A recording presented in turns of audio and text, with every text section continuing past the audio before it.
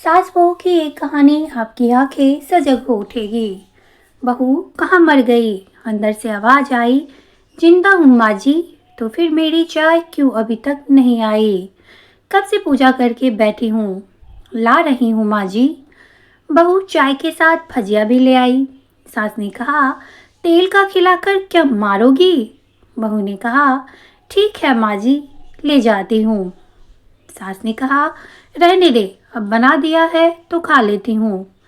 सास ने भजिया उठाई और कहा, कितनी गंदी भजिया बनाई है तुमने। बहू, माँ जी मुझे कपड़े धोने हैं, मैं जाती हूँ।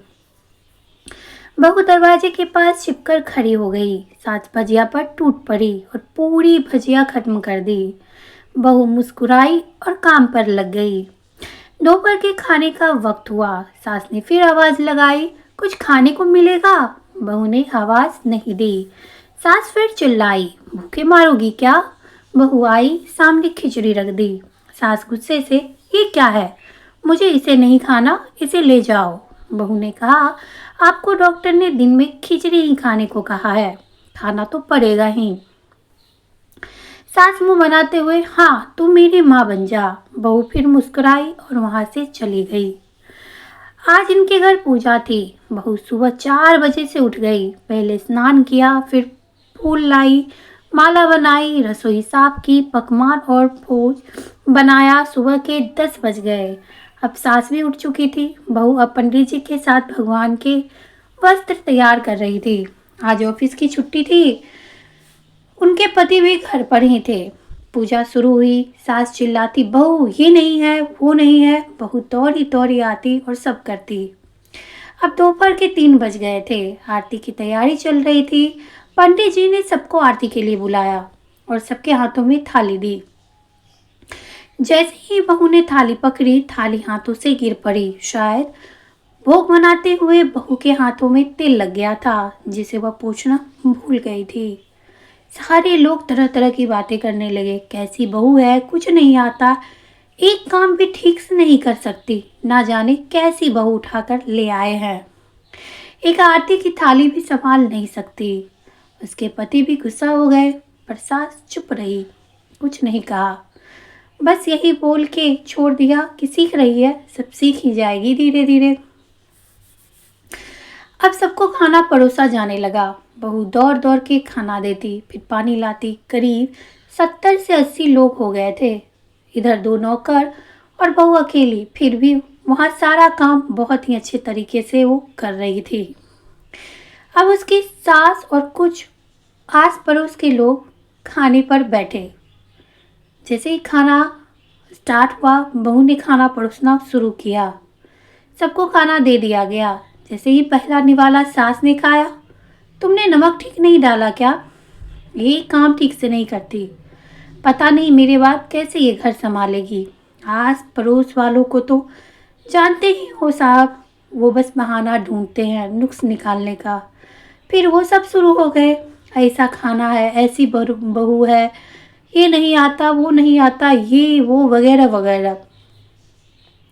दिन का खाना हो चुका था। अब बहू बर्तन साफ करने नौकरों के साथ लग गई थी। रात में जगराता का कार्यक्रम रखा गया था। बहू ने भी 1-2 गीत गाने के लिए स्टेज पर चढ़ी। सास जोर से चिल्लाई, मेरी नाक मत कटा देना, गाना नहीं आता तो मत गा, वापस आ जा। इस बात पर बहू मुस्कुराई और गाने लगी। सबने उसके गाने की बहुत तारीफ की, पर सास मुंह फुलाते हुए बोली, इससे अच्छा तो मैं गाती थी जवानी में, मुझे तो इसे तो कुछ भी नहीं आता। बहू मुस्कुराई और वहां से चली गई। अब रात का खाना खिलाया जा रहा था। उसके पति के ऑफिस के दोस्त साइड में ही ड्रिंक करने लगे। उसका पति चिल्लाता, थोड़ा बर्फ लाओ, तो सास चिल्लाती, हाँ दाल नहीं है, फिर चिल्लाता, कोल्ड ड्रिंक्स नहीं है, पापड़ ले आओ। इधर उधर आखिरी में उसके पति की शराब गिर पड़ी। उसके एक दोस्त पर और बोतल टूट गई। पति गुस्से में 2 झापड़ अपनी पत्नी को लगाते हुए कहता है, जाहिल औरत, जाहिल कहीं की, देख कर नहीं कर सकती, तुझे इतना भी काम नहीं आता। सारे लोग देखने लगे। उसकी पत्नी रोते हुए कमरे की तरफ दौड़ी। फिर उसके दोस्तों ने कहा, क्या यार, पूरा मूड खराब कर दिया। यहाँ नहीं बुलाया होता, हम कहीं और पार्टी कर लेते। ऐसी अनपढ़ गवार भी ला रखी है तूने। उसे तो मेहमानों की इज्जत और काम भी करना नहीं आता। तुमने तो हमारी बेइज्जती ही कर दी। अब आस पड़ोस की औरतों को तो और बहाना मिल गया था। वे कहने लगी, देखो क्या कर दिया तुम्हारी बहू ने, कोई काम ही नहीं आता उसको। मैं तो कहती हूँ अपने बेटे की तुम दूसरी शादी करा दो, छुटकारा पाओ इस गवार से तुम। सास उठी और अपने बेटे के पास जाकर उसे थप्पड़ मारा और कहा, अरे नालायक, तुमने मेरी बहू को मारा, तेरी हिम्मत कैसे हुई, तेरी टांगे तोड़ दूंगी। उसके बेटे के दोस्त कुछ कहने ही वाले थे कि उसकी माँ ने घूरते हुए कहा, चुप, बिल्कुल चुप, यह दारू पीने आए हो, जबकि पता है आज पूजा है, तुम्हारी पार्टी करनी है तुम्हें। कैसे संस्कार दिया है तुम्हारे माता पिता ने। और किसने मेरी बहू को जाहिल बोला, जरा इधर आओ, चप्पल से मारूंगी उसे। अगर मेरी बहू को किसी ने शब्द भी कहा तो, अरे पापी, तूने उस लड़की को बस इसलिए मारा कि तेरी शराब टूट गई। पापी, वो बच्ची सुबह 4 बजे से उठी है, घर का सारा काम कर रही है, न सुबह से नाश्ता किया न दिन का खाना खाया, फिर भी हंसते हुए सबकी बातें सुनते हुए ताने सुनते हुए घर के काम में लगी रही। तेरे यार दोस्तों को वो अच्छी नहीं लगी, जूते से मारूंगी तेरे दोस्तों को जो कभी उन्होंने ऐसा कहा। उनके यार दोस्त चुपके से खिसक लिए। अब सास बहू के कमरे में गई और बहू का हाथ पकड़कर बाहर लाई। सबके सामने कहने लगी, किसने कहा था अपनी बहू को घर से निकाल के दूसरी बहू ले आना, जरा सामने आओ। कोई सामने नहीं आया। फिर सास ने कहा, तुम जानते भी हो क्या हो इस लड़की के बारे में, ये मेरी माँ भी है, बेटी भी है। माँ इसलिए कि मुझे गलत काम करने पर डांटती है, और बेटी इसलिए कि कभी कभी मेरे दिल की भावनाएं भी समझ आती है। मेरी दिन रात सेवा करती है, मेरे 1000 ताने सुनती है, पर एक शब्द भी गलत नहीं कहती, ना सामने ना पीठ के पीछे। और तुम कहते हो दूसरी बहू ले आऊं, याद है ना चुटकी की दादी, अपनी बहू की करतूत। सास ने गुस्से से पड़ोस की महिला को कहा, अभी पिछले हफ्ते ही तुम्हें मियाँ बीबी भूखे छोड़ घूमने चले गए थे।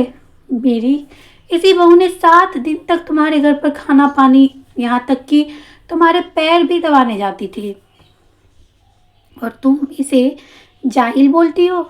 जाहिल तो तुम सब हो जो कोयले और हीरे में फ़र्क नहीं जानते। अगर आइंदा मेरी बहू के बारे में किसी ने एक लफ्ज़ भी बोला तो मुझसे बुरा कोई नहीं होगा, क्योंकि ये मेरी बहू नहीं, मेरी बेटी है। बहू सिसकियाँ लेते हुए फिर कमरे में चली गई। सास ने एक प्लेट उठाई और भोजन परोसा, बहू के कमरे में खुद ले गई।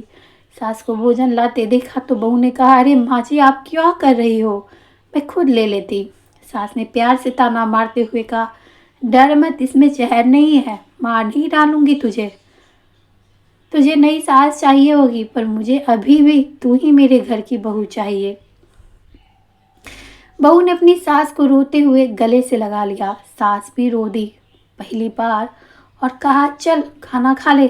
फिर मजाक करते हुए कहा, फिर मेरे पैर दबाने चले आना, और ये ख्याल मत रखना थोड़ा भी मन में कि सास पैर बोलती है किसी दिन मैं इसका गला भी दबा दूंगी, क्योंकि कभी मैं भी यही सोचती थी। दोनों खूब हंसने लगी।